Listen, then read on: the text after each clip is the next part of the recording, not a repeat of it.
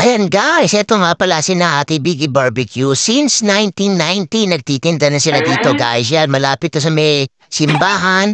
At syempre, malapit din sa may pinaka-pure gold guys. So eto guys, ang mga tinitinda nila. Syempre, lahat tayo nakakain ito. Pero ito guys, masarap to dahil inadobo muna nila to bago nila ito iihawin. At syempre guys, napasarap kumain dito at napakamura ng mga tinda nila. Meron silang hotdog, Betamax, sulo ng manok at paa ng manok at isaw ng mga baboy at manok.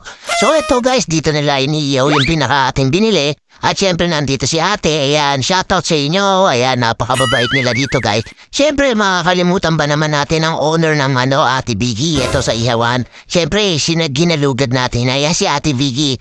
Ayan, siya yung nagtatag at founder nandito sa may Pilar Village, Las Piñas City. So ito na yung pinakaano natin, nabili natin, syempre gutom na ako at kakain na tayo.